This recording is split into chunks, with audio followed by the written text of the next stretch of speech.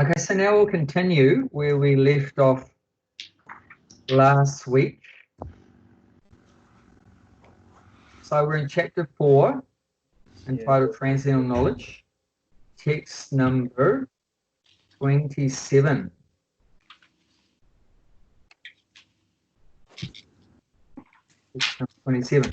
So the subject here in the Bhagavad Gita at the moment is about different kinds of sacrifices that the yogis means someone that wants to try to advance spiritually, transcend this material world. So there's different kind of yogis and they engage in different kind of sacrifices. So we've already heard about a few different kinds of sacrifices. Can anyone remember some of the different sacrifices? And remember, sacrifice, what is sacrifice? Can anyone sum up what does it mean? If someone said, what does sacrifice mean? What would you say? Investment. What was that? Investment, yeah, you definitely have to invest something. I mean, you have to, sacrifice means you've got to give up something, right, to do something else. Like you're all sacrificing your time now. You could be watching TV or sleeping or something, but you've made a sacrifice. You've given up something to do something else. So yeah, it's definitely, so you're investing in something at the expense, at the sacrifice of some other activity. Anything else? Remember, in this case, a sacrifice means an activity that we're doing to please the Supreme. We're doing an activity to please the Supreme. Why do we normally do an activity? To please? Ourselves. Me. To please myself. But a sacrifice here means we're sacrificing that. We're not doing the activity to please ourselves. We're doing it to please the Supreme. God. So here there's different kind of sacrifices, means there's different ways that you can please the Supreme. Not just one way, different ways that you can please the Supreme. So what are some that we've talked about so far?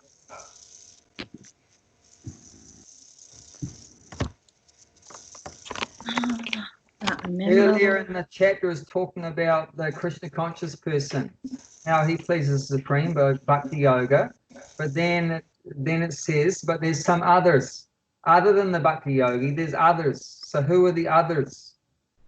So we first of all heard about those that do sacrifices to the demigods, and then those that do sacrifice to the Brahman, the impersonalists.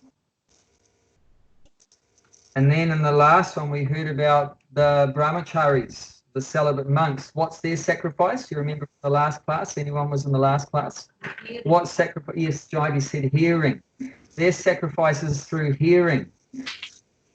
What are they hearing? They're hearing spiritual vibrations. They're hearing the scriptures. Not just any hearing. This is a very selective hearing. The brahmachari has very selective hearing. He's just hearing from his guru and from the scriptures. That's basically all he hears about. That's what it really means to be a brahmachari. That's the sacrifice he makes. And he lots of that kind of hearing. And then if that brahmachari at a certain point decides to get married, then he becomes a grihasta. At that point, he's probably not going to have a lot of time to hear all the scriptures anymore, because he's got to work hard to maintain his wife and family. But what sacrifice does he make at that point? Doesn't mean he can't sacrifice anymore. There's a bit of a different sacrifice. What sacrifices is the grihasta, the householder, doing? Yes, sometimes still out of that his family life to be for Krishna and chanting and stuff. That's his sacrifice. Time he taken out of the family life. Yeah, that's there. But it's meant here sense control. Sense control. He has to control his senses. That's the sacrifice he makes. He could have sex day and night and that with his wife, but he doesn't do that. He regulates that. He controls that desire. That's a sacrifice. Yes. Control your sex desire. So that's a sacrifice.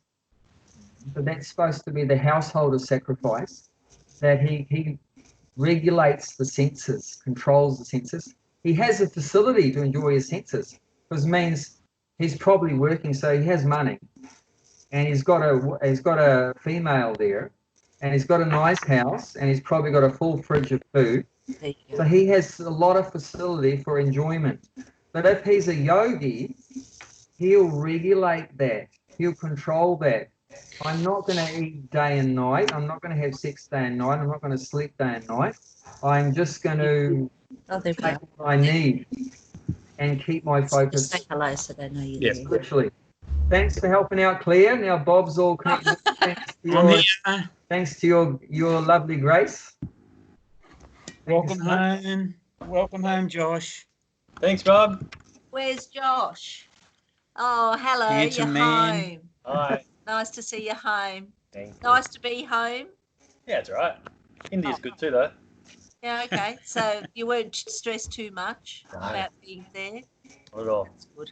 That's good. Anyway, stay healthy, everyone. Thank you, Claire. Okay. So those are some sacrifices. So now we're on to another kind of sacrifice, another way that we can please the Supreme. And we're very lucky this afternoon because we have a experienced advanced practitioner of this particular kind of sacrifice with us. Josh has just returned from a very holy place in India, and this verse talks about the particular process that Josh has been practicing,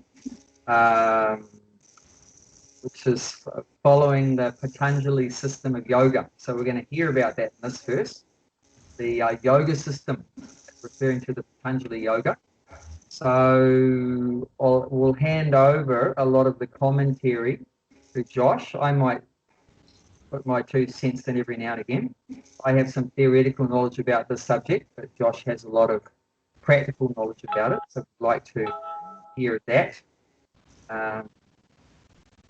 So we'll read the verse together. And, Sorry, guys. Where are we? What yes, text on page? we're in the 4th chapter. We're at text 27. Okay, yeah. Text 27 Yeah. in the 4th chapter. Yeah. Have you got that, Bob? Yes, I have. You have, okay. So we'll read the Sanskrit transliteration together a couple times, and then we'll get into it. Savanindriya kamani prana kamani chapare atma samyama yogagno yupati jnanadipate. And again. Savanindriya kamani prana kamani chapare atma samyama yogagno yuvati jnanadipate. Hey. Hey, Brett, do you want to read the English? The yoga system conceived by Patanjali. No, the English translation. Oh, sorry, yeah. Others who are interested in achieving self-realization through control of the mind and senses offer the functions of all the senses and of the life breath as oblations into the fire of the controlled mind. Right. So remember, who's doing sacrifices? It's only persons that are interested in achieving self-realization. You could divide all human beings into 2 groups if you in one way. One group of human beings, they're not interested in self-realization, and the other group is interested in self-realization. You could call those that are interested in self-realization, they're like yogis or transcendentalists. My computer crashed a moment ago. Sorry about that. I'm back. That's all right. So your picture is here. So yeah, Josh, would you like to say anything about the translation before we head into the purport? Yeah. So we're on 27, aren't we? Yep. Yeah. Now I really like these next few shlokas because I was referring to them the other day. Like I'm writing a book about yoga and talking about like the various motivations. Sometimes, and I think that the Hare Krishna movement does this very, very well. Is just acknowledging that, okay, so maybe not everyone can go straight into the full most devoted path. Maybe we just need to kind of figure out a way to get them into the spiritual mindset using whatever karmic predilections they've got. So I think it's really sensible. In terms of this translation, like we definitely need commentaries and we need masters like Abhay to communicate this sort of thing too, because these terms, these Sanskrit words, are very, very old, and if you just read a translation, sometimes you're not really going to get a good real world practical grasp on what it is that it's saying. It can just look a bit like poetry, and it can sort of give you the illusion that you're doing spiritual things because you're reading this book, but it's all about the application, as you know. Yeah. So I guess what this one really is talking about is controlling the mind by withdrawing the senses, right?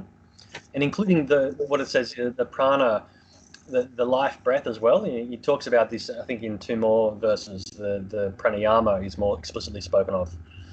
But they're all really around the idea that if there is a means by which you can close your eyes and close all of your other senses as well and draw yourself inward, then that is a particularly useful way to go into a meditative state.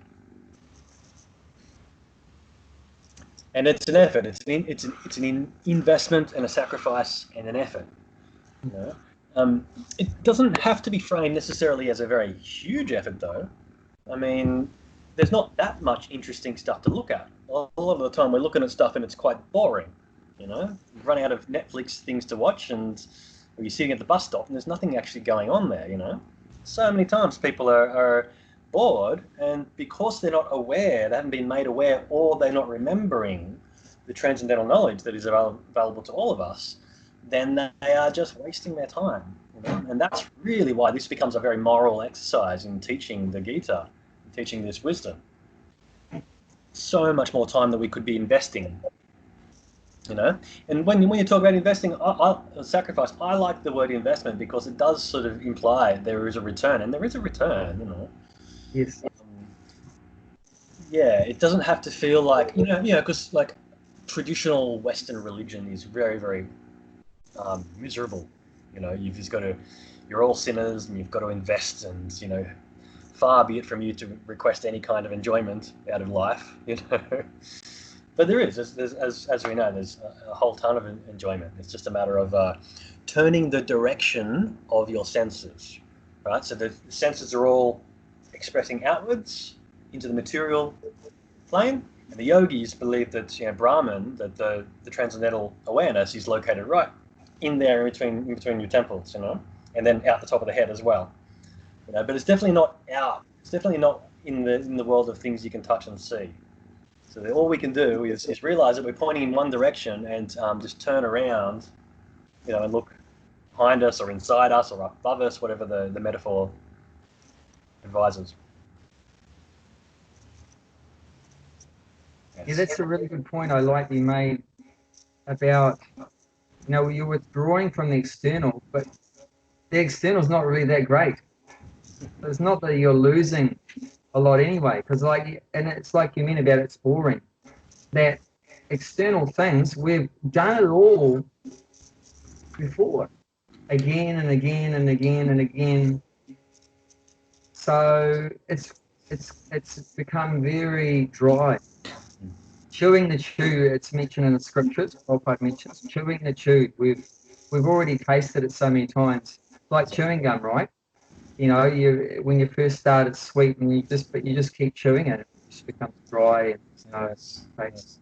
So it's like that materialistic life has just got no taste. It's so dry.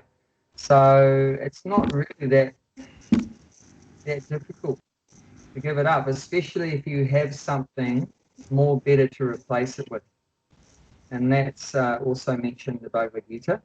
We want to get that higher taste. So we have that cookbook, right? The higher taste. Once you have the higher taste, it's very easy to give up the lower taste.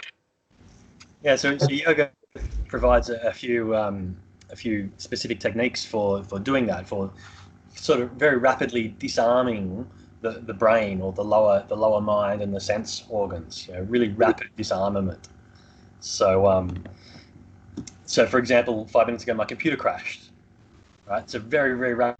All of a sudden, bam! No more connection with the outside world. All of my Skype windows are gone. This is it. And even like in March, the COVID thing, like when we have these rapid shocks, essentially, there is a real value to them.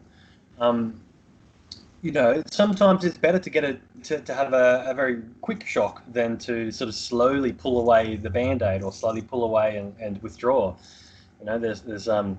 There's a lot of value in just a very, very quick one. And the idea is that, kind of karma will push you along in the direction of spiritual awareness. And if karma and if the universe needs to push you very violently because you're not moving yourself, well, then it will. But the idea is that if you do it yourself, if you understand it yourself and then start to employ these conscious techniques, then you can perhaps get a nicer time of the whole journey. Mm. So you get that the way the material nature is set up is to bring us to the point of becoming detached from this material world. That's the way the material nature is set up, to frustrate us and make us detached. But then, apart from that, which is obviously beyond our control, we're forcibly being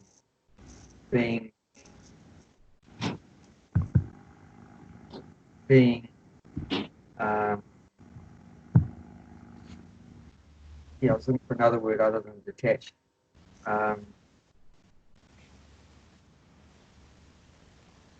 Through suffering and difficulty, and that we're attaching to a will. But then, like Josh was saying, or otherwise you can follow the yoga system, which is voluntarily you're letting go. Yeah, that's the way to say that. Material nature's making us to let go, and ultimately, right at the time of death, you forcibly have to let go of the material body. But you can follow like the yoga system. You're voluntarily detaching from this world. So the real effort is in staying here. The real effort is in staying in the material. That's the real pain. Yes. Sacrifice of spiritual practice is not such a bad thing. No. Yeah, in materialistic life, there's so much sacrifice. People work so hard just to pay the bills week by week. It's a big sacrifice they make. How many years, isn't it? We spend getting educated, getting a BSc, MBA, so many things, so big sacrifice, and you don't have time to eat or sleep properly, when you're studying for exams, and then you have to travel to work and so many things. So everyone's making a sacrifice. And after that, working 8 to 10 hours a day just to get a twice a day meal. Just to get a little bit of dry bread at the end of it. And so you can't avoid sacrifice. But the thing is, you got to look at what benefit you're getting. If you make that material sacrifice, you're forced to make it, and then there's not much return. But if you make a sacrifice to please the Supreme, to please God, then with that kind of investment, you get a massive return.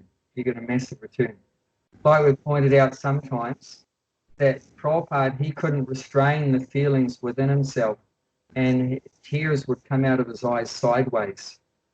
And we can't even imagine what kind of return he's getting.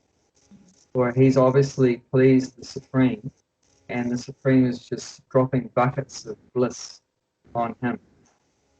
And that's so perfect. And so it's about acclimatizing yourself as well to the idea, or to become comfortable with this non-thinking state. This, because in that process of turning around, if you're used to talking and chatting and doing and acting in the world and watching and being hypnotized by the material world, the process of turning around, like I said, it's like a rapid shock is sometimes the only way that it can happen, because you'll just hold on too tight, And then once you start to want to consciously do that, it's still difficult. It's not like you can, it's the habit of a lifetime, of how many lifetimes, So it's uncomfortable. So some of the yogic techniques will actually involve just a little bit of that discomfort, like holding your breath, for example. Especially when there's a couple of ways you can hold the breath. And if you hold the breath when you've got a full set of air in your lungs, like you take a big deep breath in and hold the breath, it's not that hard. You can hold your breath, and eventually you'll want to breathe out and it'll be okay. But the other way you can hold your breath is with no air in the lungs. So the idea is you breathe out, and breathe all the air out of your lungs. You've got no air at all, and then try and hold your breath. You might be shocked at how quickly panic and fear and almost like you're drowning and you're going to die, after maybe 3 seconds. It's much, much shorter. So there we are, getting the material ego and that brain just more accustomed to letting go. Just let go of this life, let go of these possessions. Stay here, but let go at the same time. And so, in my experience too, it means that if you've got a spiritual practice established, then when things happen in the world, there's usually a lower stress response, if you know what I mean. It's not like you're losing your entire world. It's like, well, you're losing something that you're already practicing losing. Yeah. Like Josh's plan was to spend 4 weeks in India, but it ended up being 10 weeks. So that was 6 weeks that his whole schedule had been mucked up. But he's not stressed. So he's not stressed. He was very happy with the way it worked out. He saw it as a very positive thing. Got to spend more time in a very wonderful place. But you can imagine someone that hadn't had any yoga training, had ended up going on a holiday for 4 weeks, had made that plan, and then it had been mucked up to such a big degree. They probably would have gone crazy, been so frustrated and depressed and so forth. But for him, it didn't affect him at all. There was a lot on the WhatsApp groups and stuff. There was so many people so stressed out. Yeah. Would anyone else like to say anything about this subject, what we've talked about so far? Okay, let's get into the purport. Okay. And like I do, if you want to, Josh, interject when someone's speaking, then feel free to do that. So, Gulshan, do you want to start reading? Yes. The yoga system conceived by Patanjali is referred to herein. I'll just interject. Do you want to say something about Patanjali? Because some people might not know about who's Patanjali, what's Patanjali. Oh, so Patanjali is simply a fellow who collected a large part of the yoga teachings in India and presented them in a 200-line scripture, maybe about 2,000 years ago, something like this. So he's not the inventor of anything. He was drew it all together, and so when you look in India, in various parts and in different ages of India, the same concepts have been presented in slightly different ways, but it's just a very good summary of yoga. Yeah. In the Yoga Sutra of Patanjali, the soul is called Pratyaga Atma and Paraga Atma. As long as the soul is attached to a sense enjoyment, it is called Parag Atma. But as soon as the same soul becomes detached from the such sense enjoyment, it is called pratyag atma. The soul is subjected to the functions of a 10 kind of air at work within the body. And this is perceived through the breathing system. The Patanjali system of yoga instruct one on how to control the functions of the body here in that technical manner, so that ultimately all the functions of the air within become favorable from purifying the soul of material attachment. According to this yoga system, Pratyaga Atma is ultimate goal. The Pratyaga Atma is withdrawn from activities in matter. The sense interact with the sense object like ear for hearing, eyes for seeing, nose for smelling, tongue for tasting, and the hand for touching. And all of them are thus engaged in activities outside the self. They are called... So just a moment there. The where he touches on purifying the senses there. So they become favorable for purifying the soul. You know? So this is where the physical aspect of yoga comes into it, and like the health aspect. You know, as you know, like yoga, most people when they think of yoga in the West think of, you know, stretching their hamstrings. But it's about looking after your physical body. You know, as we've talked about in this group, you know, this is Krishna's body, so we need to look after Krishna's body. You know, so we're not going to mortify it or destroy it in any way. And on a very basic level too, you know, if you're in pain all the time, that's a problem. You can't serve Krishna. You know, you're going to be a drain, if anything, on society. And also in the way that I was saying about how being established in your practice means that you can withdraw without stress. You know, that stress, if you're already very, very close to stress in your normal daily life, that's the same thing. You know, if you're going to move into a panic relatively easily, then again you're not going to be able to serve Krishna that well. You know, if you can cope with things falling down around you, and still keep your awareness, keep your consciousness in the right place, then you're much more useful to Krishna. So not only are we going to preserve the body, we're going to actually enhance the body, make it very, very strong, and by extension enhance your basic physical human brain, make it smart and wise, give it a good memory, and make it potent. Thank you. They are called functions of Prana Vayu. The Apana Vayu goes downwards, Vyana Vayu acts to shrink and expand, Samana Vayu adjusts equilibrium, Udana Vayu goes upwards, and when one is enlightened, one engages all these in searching for self-realization. It's very deep. So can anyone has experienced the upward ear? When do we experience the upward ear? Giant, he said when you burp. Mm-hmm. That's the upward ear. When you're in aeroplane? Ears. So we are experiencing these ears. It's mentioned here as 10 ears. So Josh knows a lot more about them than me, but just a few little points before we open it up. That, you know, like the upward ear, we experience it when we burp. The downward ear, you wouldn't be able to go to the toilet if there wasn't a downward ear.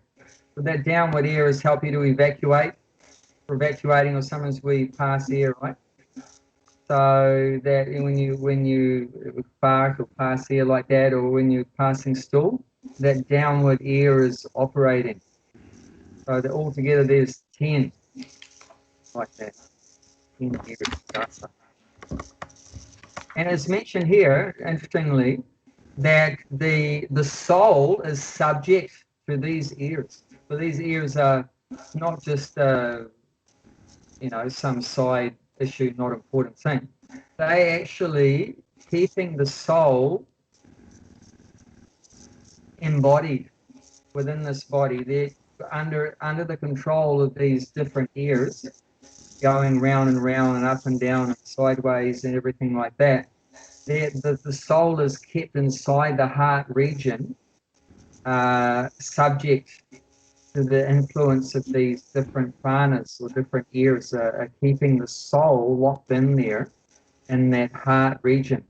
And Josh can tell us a lot about this, how the practiced advanced yogi can, through his yoga practice, manipulate these ears, like control these ears, and he can actually move the soul out of the heart, because it's controlled by the ears, right? So if the ears are controlling the position of the soul, then if the yogi can control the ears, then he can control where the soul is. So he can move the soul out of the heart through his yoga practice, move it up to the top of the head, and the yogi can choose the time when he wants to leave the body. They can even, usually of course there's no choice when you die, but the advanced yogi, who becomes so purified and detached from, like it's saying, the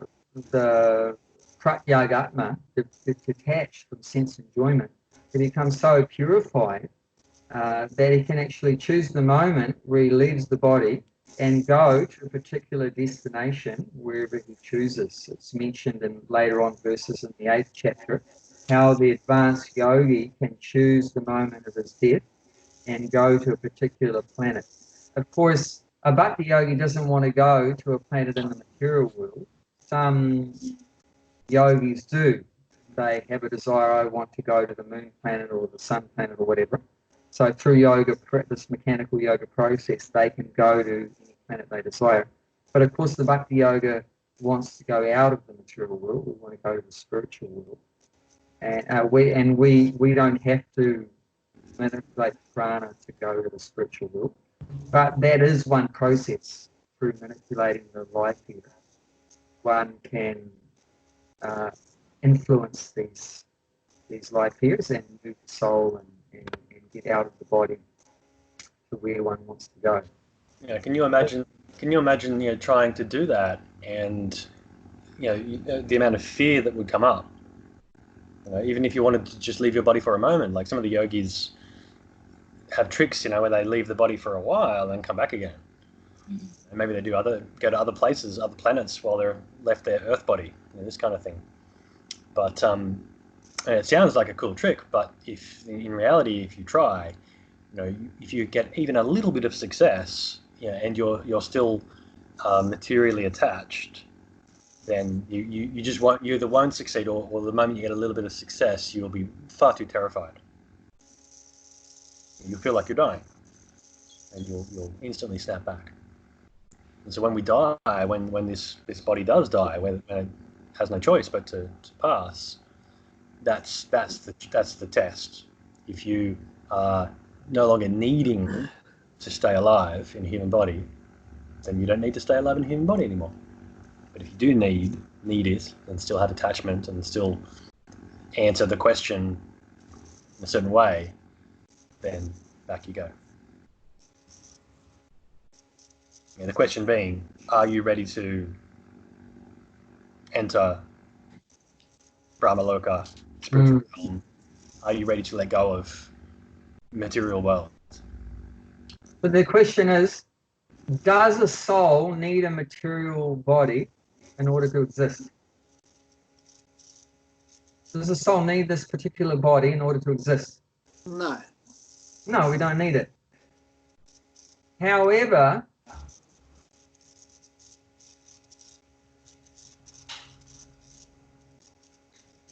we need it to fulfill our material desires. We can't fulfill our material desires unless we have a material body. And also, as Josh points out, say you want to go to Brahmaloka, like the spiritual realm, you need this body to be living until you're ready to go there. If you're not ready to go to Brahmaloka, the spiritual world, and the body dies, you blew it. Yeah. You're going to have to come back. you're going to have to come back. So the idea of the yogi, he wants to keep the body alive, good, fit shape, to give him more time to perfect his spiritual realization. And that's not easy. Sometimes these yogis would be living in their body for, 150 years, 200 years. There's stories of yogis living many centuries or even thousands of years. And that's not just because they want more time to enjoy in the material world, like it's said here. That there's the paragatmas who are attached to sense enjoyment, and the pratyagatmas, they're detached. So these guys are pratyagatmas, they're detached yogis. So they're not staying longer in the material world to enjoy the material world because they're detached from the material world. So if they're staying longer in the material world, what's the reason? Why is an advanced yogi who's detached from sense enjoyment staying such a long time in the material world? Well, they're obviously not at that point where they need to release themselves from that body to go to where they want to go to. They haven't continued that practice they need to get there. Yeah, they haven't completed their practice. Their realization is not mature. They haven't matured in their realization. They don't have a perfect realization. Like how are you going to go? Like, for example, how are you going to go to India if you don't know where India is? If you don't know what the process to go to India? You've never even heard of India. If you don't even know what the destination is. If you don't know what the destination is, if you don't know what the process of reaching the destination, then you're not ready to leave, are you? You can't leave your house unless you know where you're going to go to, isn't it? Or you can leave, but you're not going to reach your destination. Yeah, you're not going to go around in circles. And that's what a lot of people do. I've seen a lot of people like on the street. They don't really know where they're going because they walk one way and then a few minutes later you see them come back the other way. They're just going back and forth and back and forth. If you ask them, what are you doing? They probably would say, I don't know. So, people are so confused. So definitely the yogi is not going to leave their body until they have a perfect understanding and realization and they're actually ready to go. I mean, and you're not ready to go if you have any material attachment. So if you have any material desires in your heart, you're not ready. You're not ready to leave the material world. So for that reason, sometimes the yogis live for a long time, not because they like being in the material world, but they're not ready to go to the spiritual world. And how do they live for such a long time? Like normally, we don't live for such a long time. How do the yogis live? Pranayam, the pranayam, then... Okay, so pranayam, what are they doing with the pranayam? They hold that on the top. The body is not functioning. They hold that the things on the top, and which is like days and months are passing by, and they're just sitting there. Its body is not functioning. They didn't come back. Like they can come back to the body when they like to. That's what I heard.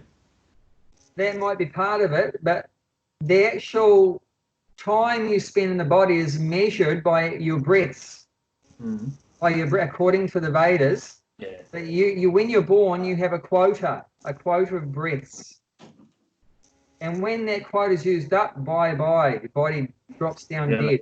Yeah. So if you take a lot of breaths quickly, what does that mean? You run out. You're going to run out quicker.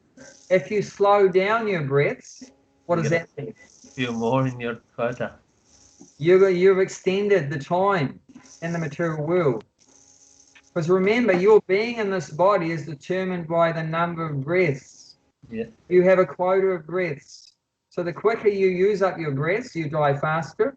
The more you slow down that number of breaths, you live longer. So the yogi, this might sound very fantastic, but this is actually the facts explained by the scriptures. And we see that the yogis often do live a long time. And that's the reason, because they slow down the breaths. Josh, you want to say anything about that? So you're trying to say that people who are very fit and do a lot of exercise and are constantly doing a lot of breathing, they won't live very long. So I that's had that personal example that I had my auntie. She was born with a hole in her heart. And the doctor said, you're not going to live very long. And they put a pacemaker in her heart and everything like that. They said, you're not going to live very long. But she lived long enough to get married. And then that was when she was born. So she lived long enough to get married. She was still ticking along. And then she married this super fitness freak. And he was always jogging and running and doing sports and lifting weights and everything like that. And, if you looked at it logically and everything like that, he's going to live a lot longer because he's a super fit guy and she's not very fit and she's going to die first. But guess who died first? The super fit husband died first. right. And he was so he reached up his quota. And she's just ticking along. She was still ticking along after he died. Right. So You're not advocating exercise. you might die quickly, but you no doubt about what you're saying. You'll be super fit until you die. You'll be super fit until you die, but you'll die more quickly. The way to look at the exercise question is also that That was good. Someone that has a high level of cardiovascular fitness and a large lung capacity, and who is behaving well, and who has got good values and a good sense of proportion and balance in their life, that's the ideal way to exist, because you have a large lung capacity. So you could make one breath last for 1 minute. And if that's your natural state of being, because your resting heart rate is low, and because what you do in the day, you might do a little bit of exercise to get that up, like some pranayama, some swimming, this kind of thing. The idea is that your natural resting breath rate and heart rate ought to be low. So someone that's sedentary and unfit is going to have a very small lung capacity. So they'll be taking too many breaths. An unfit person will be just taking tiny little shallow breaths, and lots of them, and their excess fat will be pressing down on their heart and their lungs. If you try to get an overweight, for example, person to take a deep breath, they physically can't. They can't fill their lungs. They can feel as though their lungs are full, but their lungs might be 60% full, because they're too tight. Chest is all compressed, liver's getting squashed, everything's bearing down upon their organs, The idea is to be healthy, is to be able to take one huge deep breath in and just be able to hold the breath for 2 minutes and then take a relaxed breath out. But then not to go so far on the extreme that you're always doing triathlons and always doing these things and then taking, stimulation supplements to get your heart rate up so that you get more fat loss and this kind of thing, It's just about a balanced, a spiritual view of physical health. So the idea is to keep your body fit, but not to do activities that increase the breathing rate. That's also explained to be a downside of sex life, that during sex, one's breathing accelerates. So activities like that, like these very passionate sports, one breathes very quickly, sex life, one breathes very quickly. So all these kind of things can reduce the span of your life.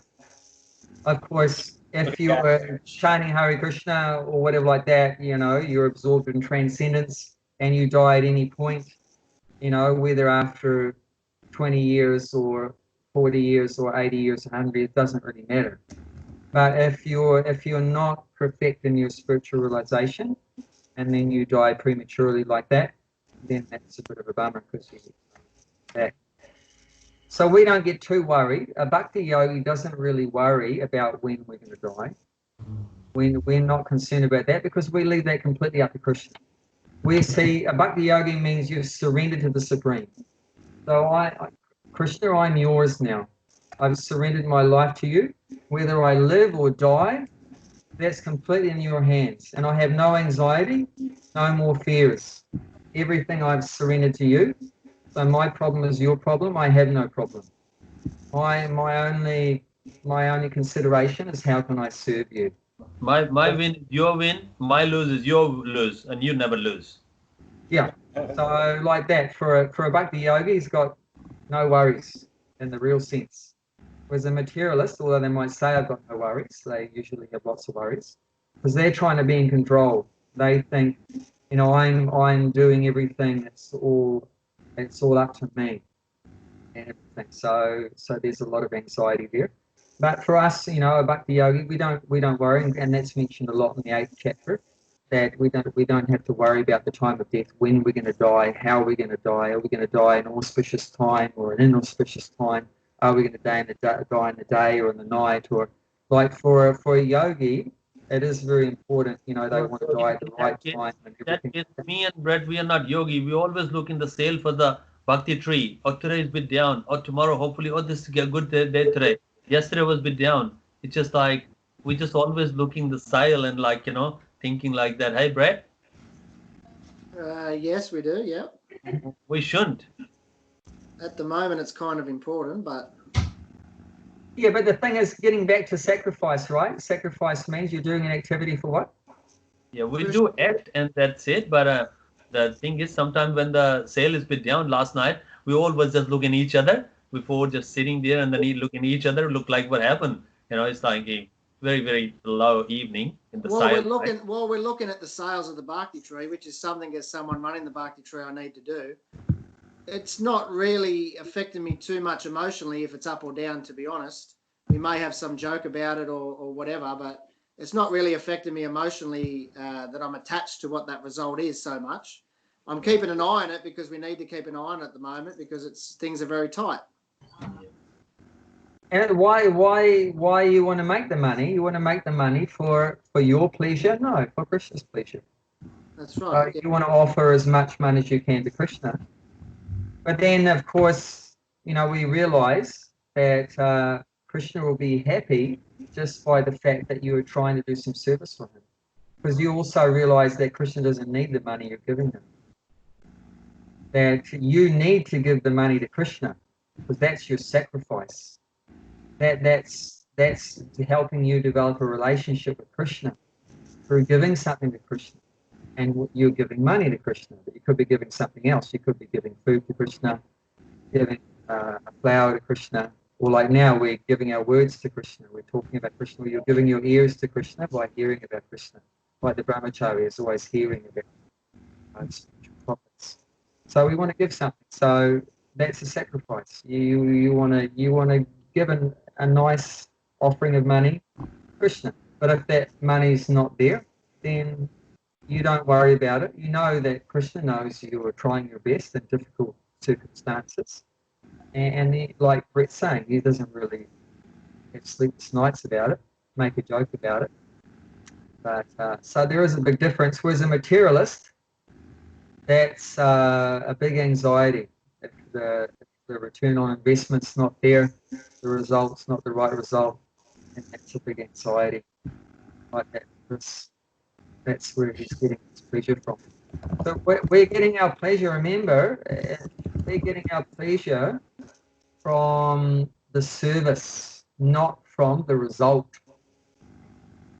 Not from the result of the service, result of the activity.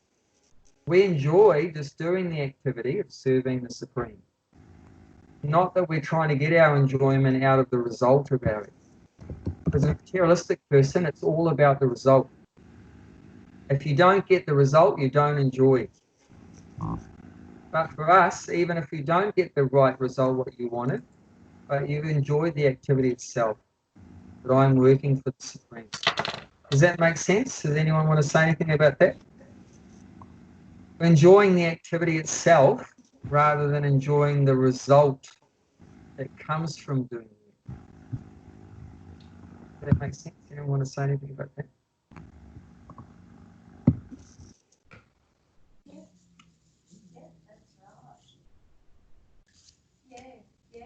Just like a mother enjoys serving a child.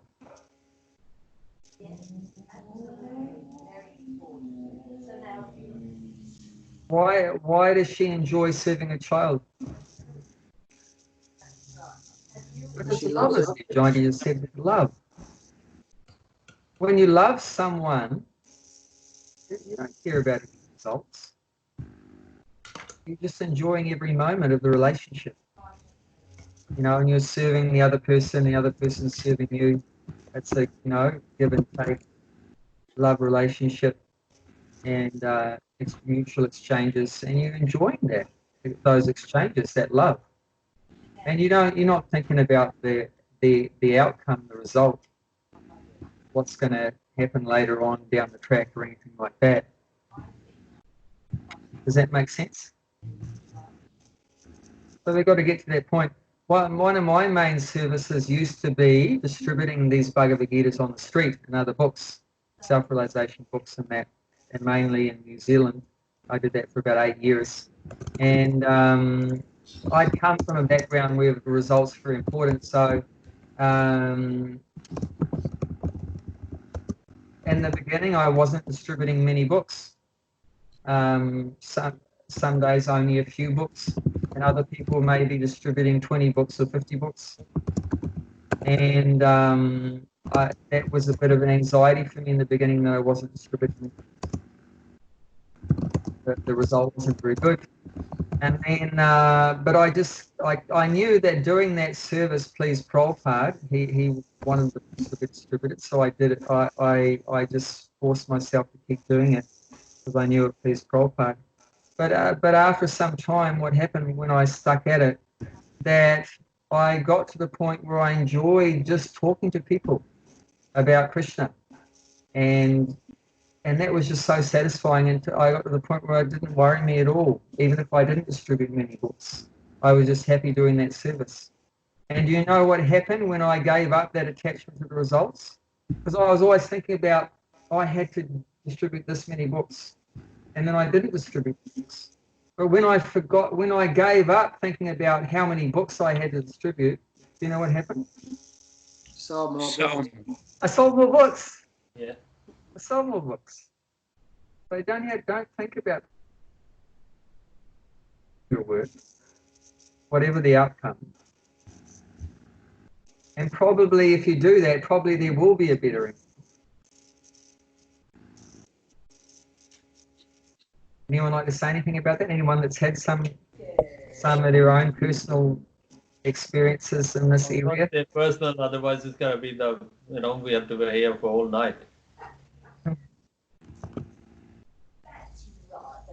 But that's a very major theme of the Bhagavad Gita, is working but not being attached to the results. See, this is a big mistake a lot of people make. They think spirituality means, hang on just a sec.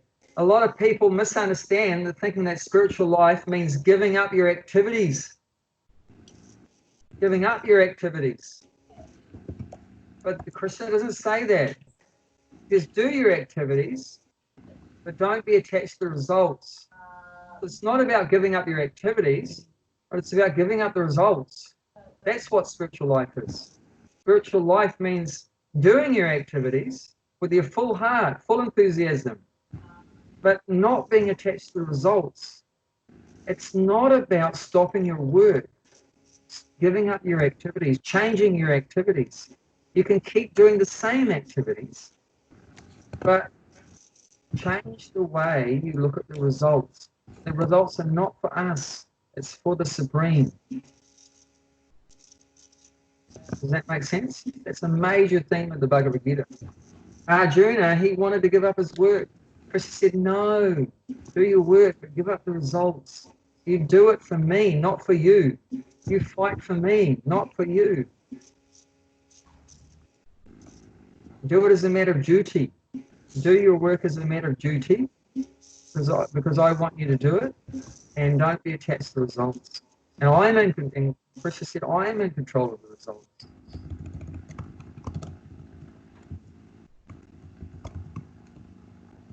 So we just look at chapter 2, text 47.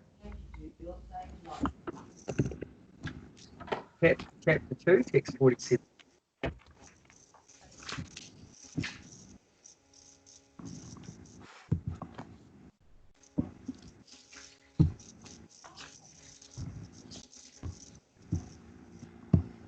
Gulshan, you want to read that one? Yeah, the Sanskrit part or English part or English. Okay. All purpose is served by a small well. 247. Yeah, Next 47. one. Okay, Next. spelling mistake. you have a right to perform your prescribed duty, but you are not entitled to the fruit of action. Never consider yourself the cause of the result of your activities, and never be attached to not doing your duty. But my problem is that when I go to Bhakti Tree, whether 10 people come or 100 comes, but I'm always hoping for 100. I don't know. Because Friday we got a lot of people comes, and I'm just like hoping that more, but like I Yeah. shouldn't. Yeah, but why do you want that good result?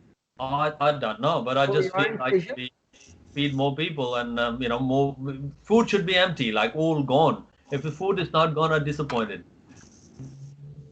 But that wanting 100 people to come and not 10, that's because of your desire to please Krishna. That Krishna will be more happy if 100 people eat than 10 people eat. So that's your desire. So that's nice. Oh, I don't know.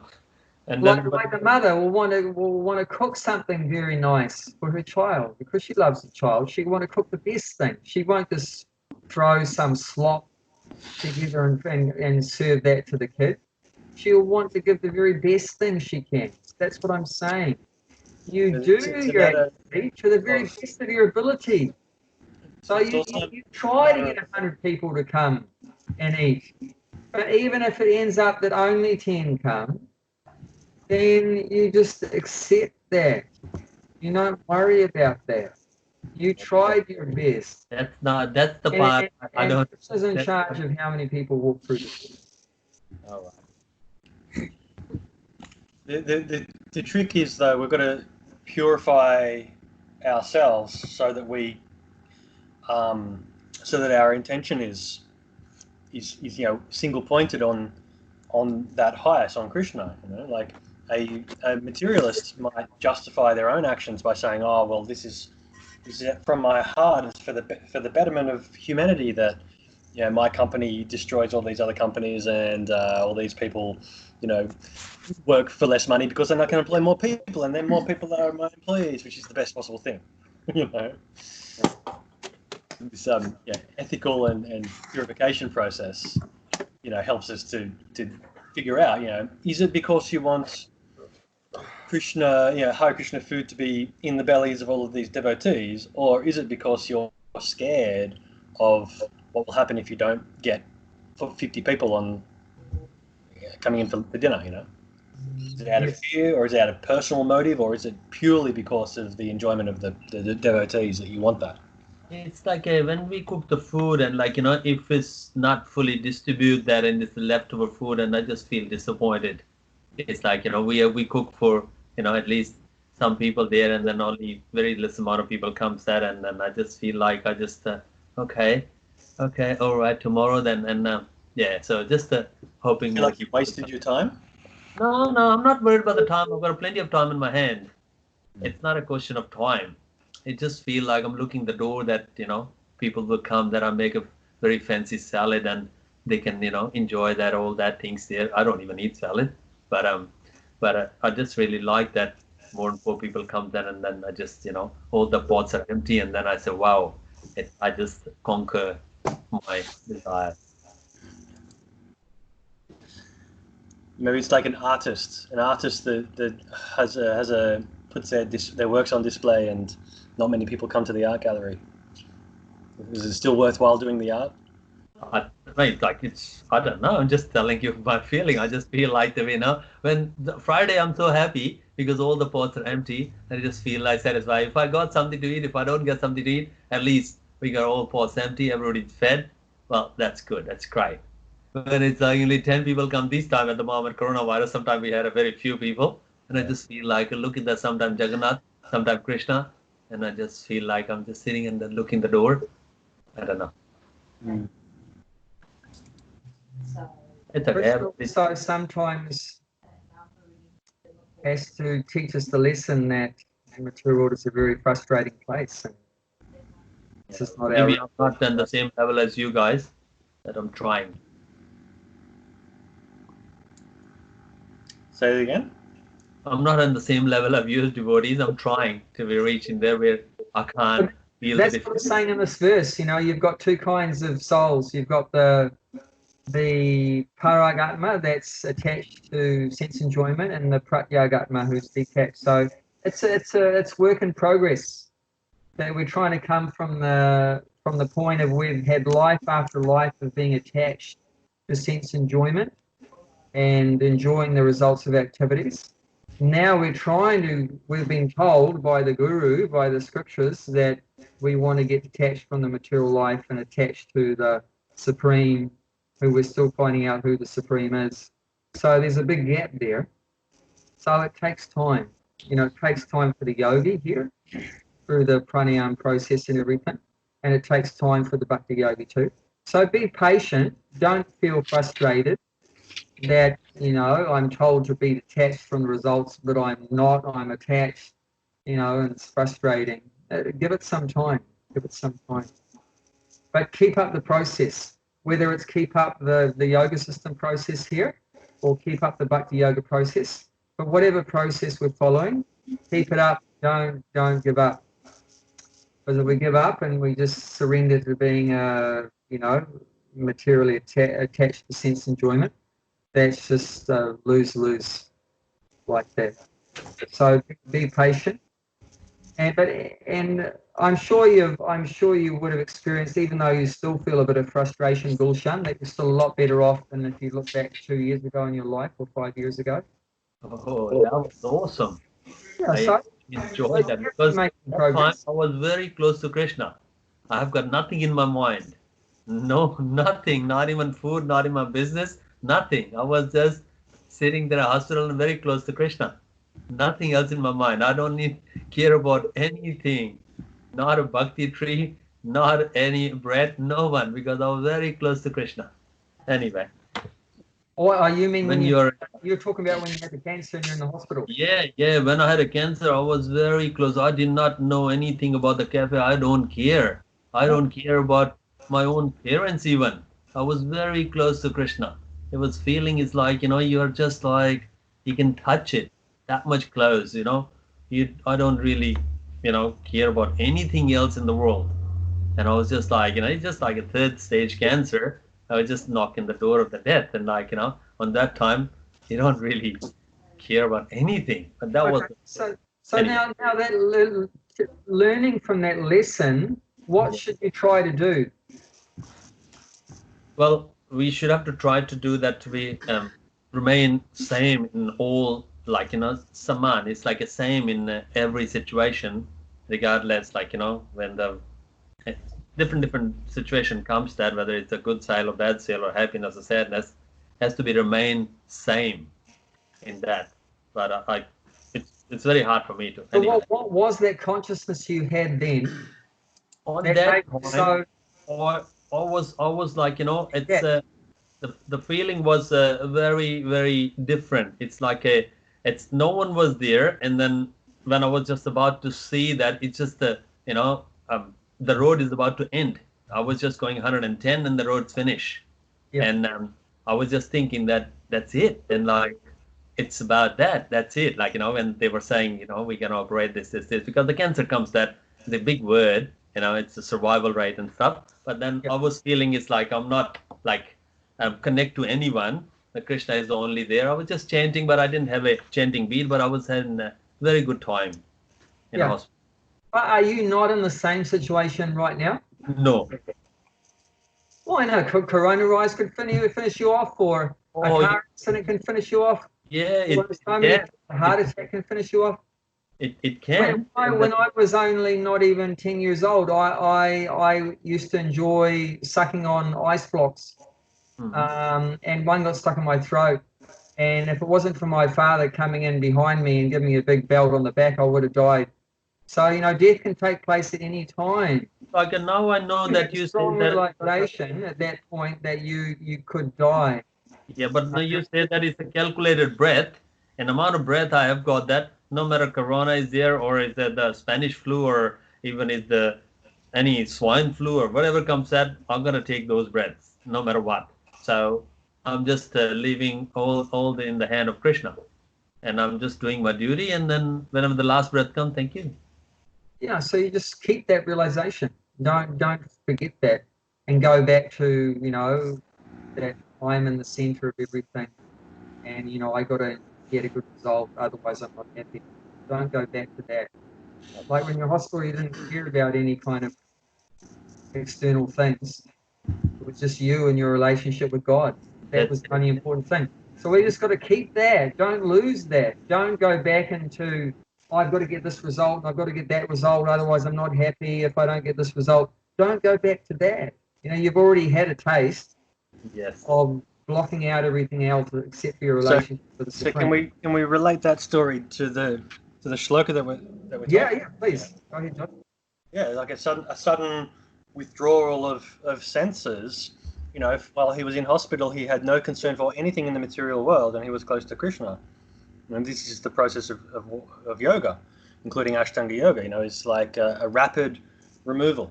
You know, and sometimes it has to seem like it's coming from outside of us, not of our conscious will, and it forces us to stop, to reduce our hypnotism, our addiction to the material world, to look at the other stuff, look at what we want to look at, so that then we go back into the material world and we practice getting that feeling back again, or getting closer to Krishna, you know, using techniques that are nicer than those big scary ones. Yeah, it's a Krishna's plan, you know. Everything. If you are staying 8 weeks in Vrindavan, or I had a stage 3 cancer, it's just all Krishna's plan. It's just like, you know, we just accept as it is, and just, like, you know, remain in the, you know, in the chanting mood. That's it. That's what I learned. Yeah, you can be conscious though. You can be, you know, this is maybe what else is happening there. Like your frustration is like, it's like, you know, you have the ability to do things, you know, to put things into place, and to be a conscious participant in your worldly life, you know. And sometimes the frustration is there to spur you on, to motivate you to take actions, and to use all of your, not just to sort of accept all the time, you know, is to be more involved. Okay.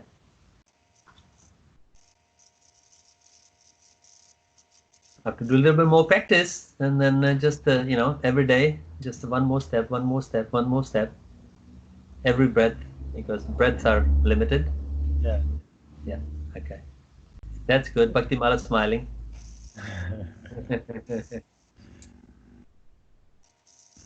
The Pratyaga Atma is the material, and the Paraga Atma is the soul, spiritual. Is it? Yeah, beyond.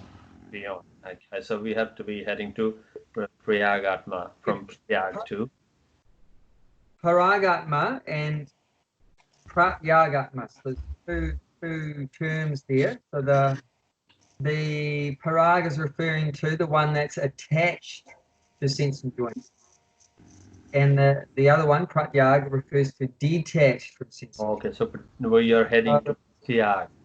Being attached or detached. So the idea, what they're trying here, is detached. So what it's mentioning later on, the purport, Prabhupada talks about the senses and the sense objects. So, for example, one of our senses is the eye. So what's the object for the eye? To see. Form. There's some shape, some form, right? Yeah. So the idea of and through that yoga system, they detach themselves from the form. So they detach the eyes from the form. How can you do that? How can you detach your eyes, which is a sense, from the sense object? The object of that sense of the eye is the form, right? Yes. That's what it's called, rupa. So your eyes, the object of the eyes is rupa, is form. So how can you detach from form? Yeah, but you can look at the form of Krishna. You can, you know, do prasadam, and then do that service of the Krishna. That eyes open to cooking some prasadam for Krishna. Everything we doing, the opening eyes to doing something for Krishna. So that is. Well, one thing is, you know, if you're trying to detach yourself from a material form, what could you do? Close your eyes. Yeah, close your eyes. Yeah. Close your eyes. Right? So that's often why the yogi, when they're doing their practice, they do it with half closed eyes. half closed eyes means it's half closed, so you're not going to be able to see the beautiful woman walking along the road. You're not going to see her. But not fully closed, because if you fully close it, what's the problem with fully closed eyes? Go to sleep. You might go to sleep. So that's part of the practice. So you're detaching yourself from the eyes, from the form, which can be a cause of attachment. Because, you know, if you see that form, what does that lead to? Distraction. Yeah, that form is going to go through your eyes into your mind, and in the mind, your mind becomes attached to that form. Yeah. And then I like that form, looks good. You know, I want to talk to that form and, you know, have a relationship like that. So then you become attached, and then lust develops from it. There's a verse like that. Let's look at that verse. That's in the 2nd chapter, text 62. 2nd chapter, text 62. While contemplating the object of the sense, a person develops attachment for them, and from such attachment, lust develop, and from the lust, anger arise. How come you remember all that? My father-in-law said practice, so I would agree with him. Just to practice. Whoa! He's sitting at the back. I can see next to Jayanti. Yeah, just practice. What Like I said, page? the brahmachari, the sacrifice of a brahmachari is hearing. So I was a brahmachari for more than 8 years, and I did a lot of hearing. And some of it sticks in, and a lot doesn't, but some of it sticks in. So just practice. And I still go over the verses. And then the text 63 takes it on. This whole chain of events Anger. that starts with contemplating the objects of the senses. See, you have two things. You have your senses, which is called indriya, and you have the object of the senses, the visaya. So this is what is the whole chain of events that entangles the soul in the material world. So if you understand how this process of entanglement works, you can cut off that entanglement. And that is the whole process of detachment, is to disentangle yourself from this material. So yeah, this is the process here of the entanglement. So let's say it again. While contemplating the objects of the senses, a person develops attachment for them. From such attachment, lust develops. And from lust, anger arises. Then the next one. From anger, complete the delusion arise, and from the delusion, belovedment of the memory. When the memory is beloved, intelligence is lost, and when the intelligence is lost, one falls down again into the material pool. Okay. So how do you get anger coming out of lust? When you doesn't feel your fulfillment, like desire, then it's anger.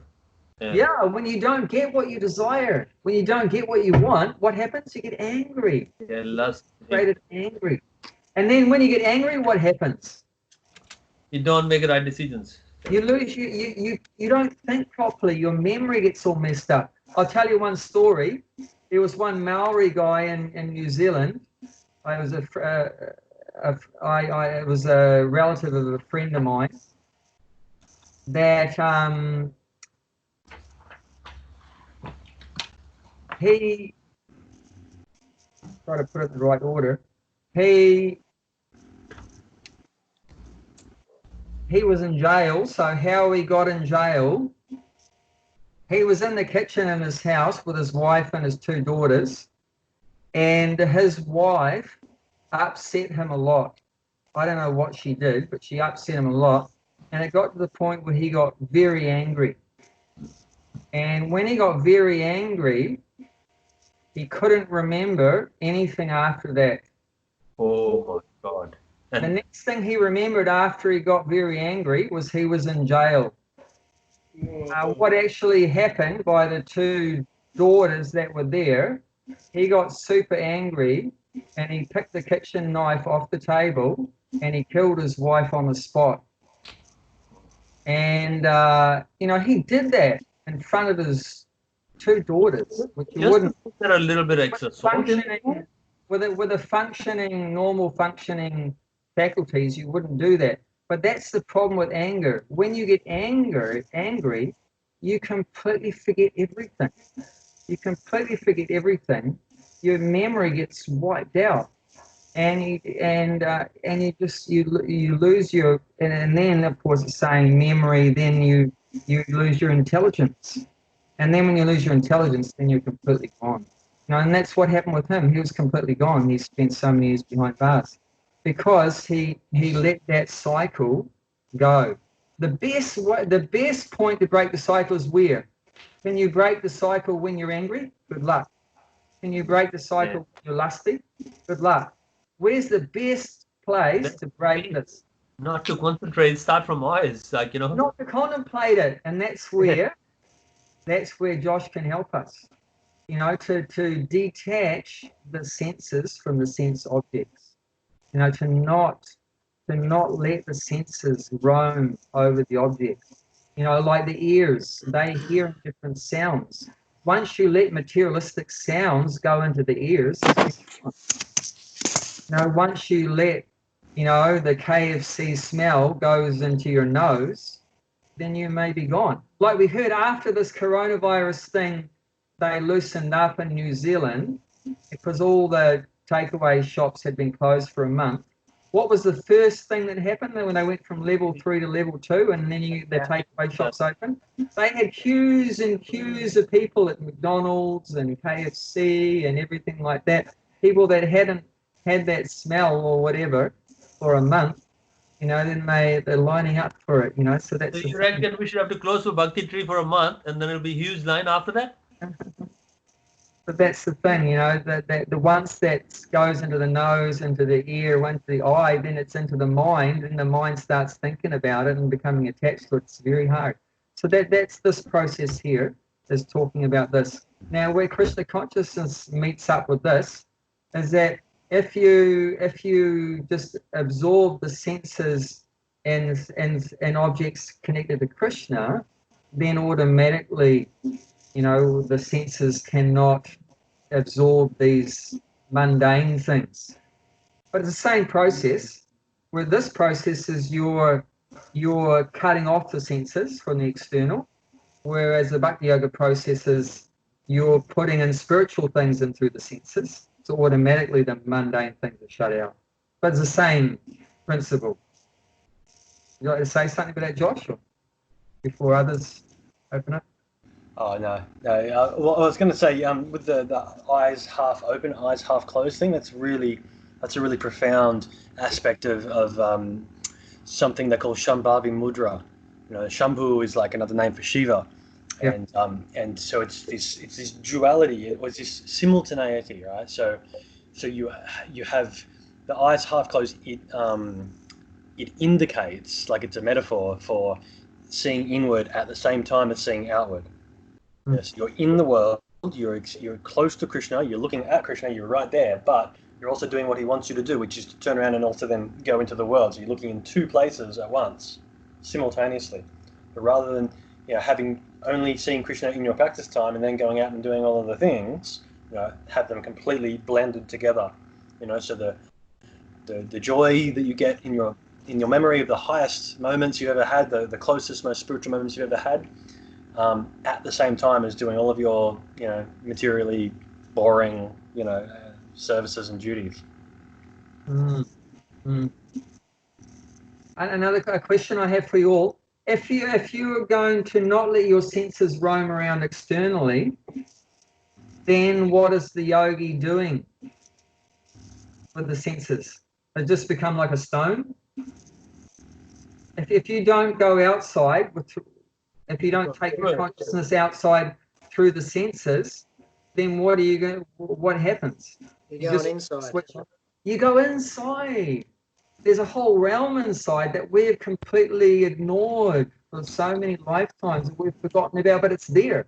Just because we've forgotten it doesn't mean it doesn't exist.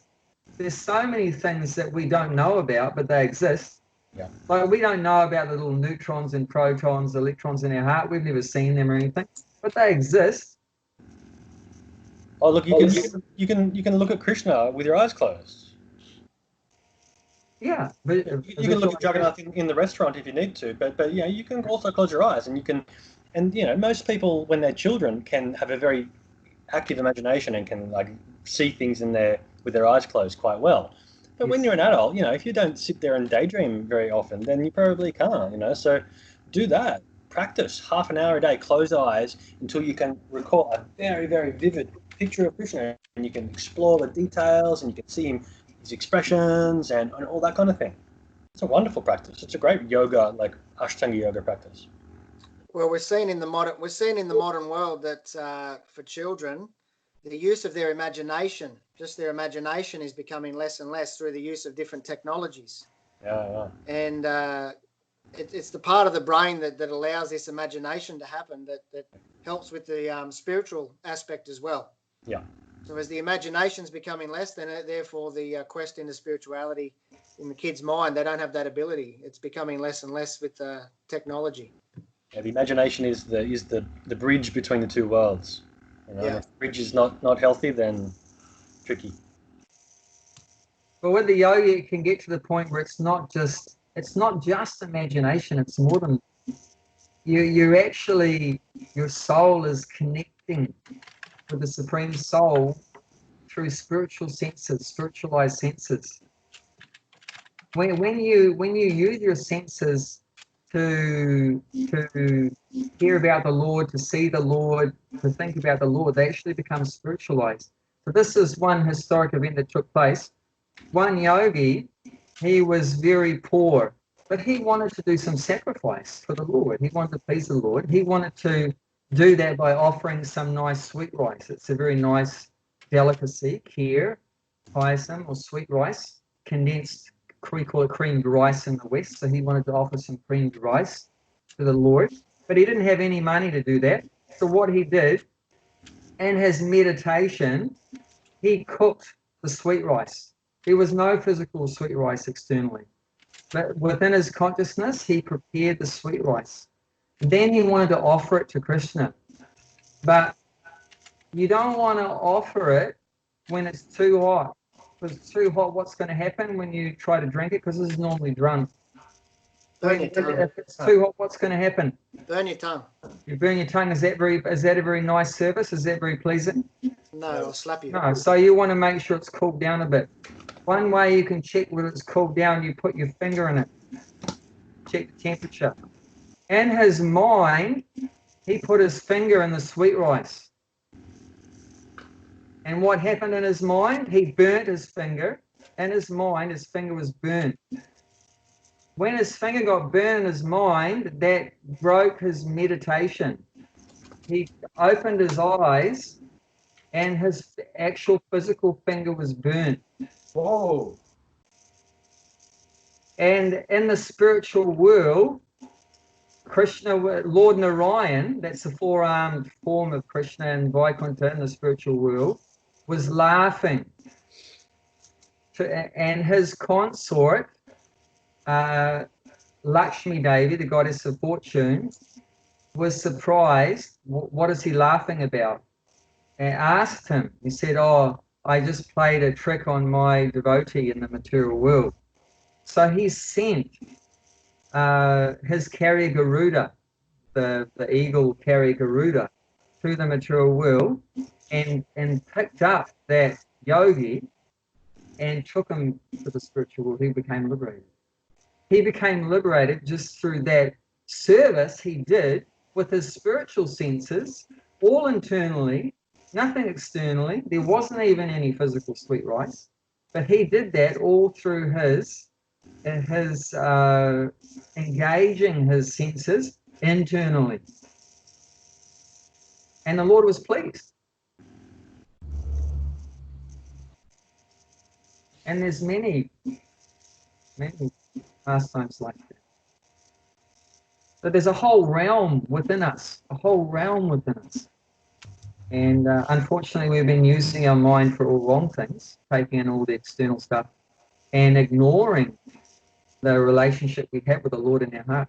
There's no one closer to us than the Lord in the heart. There's actually two souls in the heart. There's the Atma, that's us, and the Paramatma, the Supreme Soul. There's so closely united together. But unfortunately, the Atma has been looking outside, turning away. It's like if I turn around, even though I'm close to you guys, I can't see you because I'm looking the wrong way. Well, like that, we've just got to turn around. So this process of Astanga Yoga, Patanjali yoga or Bhakti Yoga is all about that soul who's been parag, turned away from the Lord and enjoying externally, turning him around, that facing back towards the Lord again. So externally, it seems like there's some differences in the process, but the principle is the same if we understand that. Of course, if you don't understand this principle, you think that, Karma Yoga is different than Jnana Yoga is different than Bhakti Yoga is different than Astanga Yoga, and there's nothing in common like that. But there is that common thing. That soul's looking externally, you've got to turn them around to looking back towards the Lord. And there's just different ways of doing it. So, anyone want to say anything about that? I'm good. Johnny's got something? Johnny wants to go back to anger. Uh-oh. That won't be hard.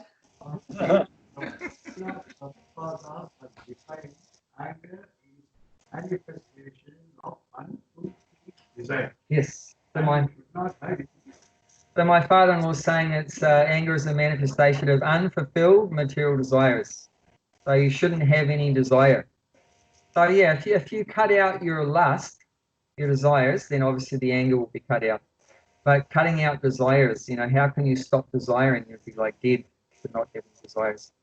So when in the Bhagavad Gita it says to be devoid of material, to be devoid of desires means devoid of material desires. You can't completely stop desires, but we want to stop the material desires by replacing them with spiritual desires. Whereas there are some people, like the Buddhists and the impersonalists, the Mayavadis, they try just full stop, try to stop desiring and not having any spiritual desires, but just completely stop desiring. That is very difficult. One may do it for a very short period of time, but to do that long term is impossible. Because the nature of the soul is to be active. That's the nature of our soul, not just because of the body, not just the nature of the body is to be active, although that needs to be active too in order to continue to function. If you don't continue to keep the body active, the body's going to break down and die. But even not just because of that, but the nature of the soul is also that we're a conscious living being. We're not just a dead matter. We're not a dull stone. We're a conscious, living, aware entity that is always active. So what we want to do is try to replace the material desires with spiritual desires. But yeah, there are some that just try to stop desiring because they can see that my desires are leading me to get angry and so forth. So I want to stop those desires. But that on its own is very difficult unless you transform those desires. Like Prabhupada said, we want to turn lust into, what do you want to transform it into? Transform the lust into? Love. Love.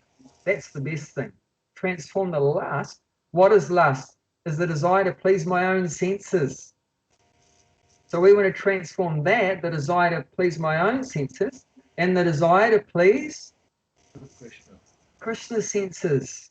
And that's sacrifice. That's love.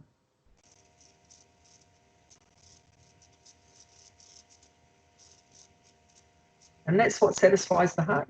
That's what satisfies the soul. That's the only thing that satisfies the soul is love. Lust doesn't satisfy the soul. But we think it does. Drives us crazy.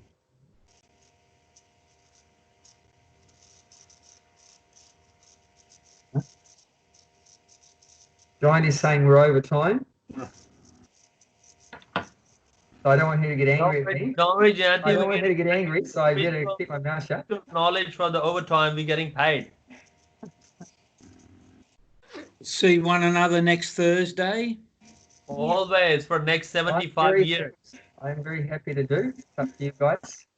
Great. Yes. Yeah. Yes, please. Yes, definitely. Josh, would you like to cap up anything or summarize, conclude with anything, or? I think it went really well. I think everything that I wanted to say came out naturally, so that was great. And things that I wanted to say, you guys already said, so it's great. Thank you, Thank Josh. you. Thank you very much for joining that, Josh. Oh, no Yeah, problem. it's awesome having your realized. This is a good time of day, you know. Yes. Hare Paul, everybody. Hare Krishna. I just one thing came to mind. This whole coronavirus thing, it's really like the universe forcing us to cut off from all that external, isn't it? Yeah. We're forced to be away from all that external. See it as an opportunity to go inwardly.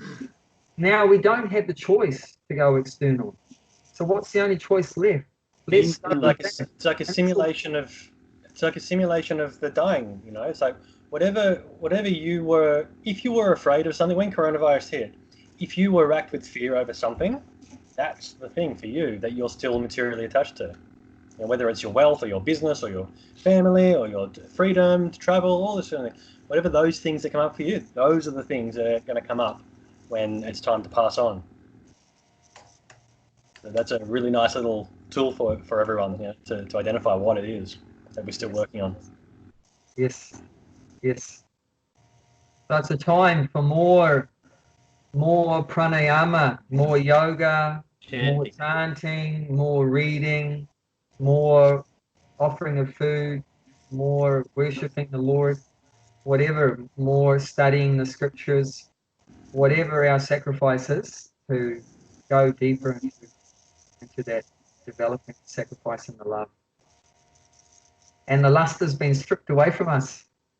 No more money, no more business, no more all these things, you know. So Less is better. yeah. No more 100 people coming in on a Friday night. That's inward. the thing is, I won't say less is better. I prefer to be 100 people on Friday, and I just feel like, you know, it's all people fed, and then thank you. But it's okay. It's okay. I'm satisfied. If it's less come or more come, because you just clear answer a question, and it's fine. If But it's do you know the only one real thing that can never be taken away from us? which is like it's my spirit and service to Krishna. No one can take Yeah, it away. that's our relationship with the Supreme. Yeah, that's Everything right. else is just temporary. Yeah. We've Even got if you to fire realize me, I'm that still. no one can take that away from us. If Brett fire me, I'm still gonna chanting, still gonna do service regardless. Yeah. So that we've got to develop that. And Chris is giving, this is an opportunity to get to that point. We realize the reality, the only one reality. Everything else is an illusion. Yeah, everything Lord is. Chaitanya told his second wife, the first one died, but he told his second wife before he took sannyas, before he renounced family life and became a full-time preacher, he said there's only two real things in the material world. Everything else is an illusion. So what are the two real things? He said chanting Hare Krishna and they're associating with and serving. He said everything else is an illusion. So we have to see what is the substance. In Sanskrit, it's called vastu. Vastu means the substance. So you have to separate what is that substance, what's the reality, from all the frivolous, you know, superficial stuff that doesn't have any permanence, any reality, the Maya, the illusion. So that we have to have a strong foundation in that substance. So this is an opportunity to strengthen our foundation, to go deeper in whatever our sacrifice is, whatever our practice is, to go deeper, to go more inward, and that understanding and developing that loving relationship.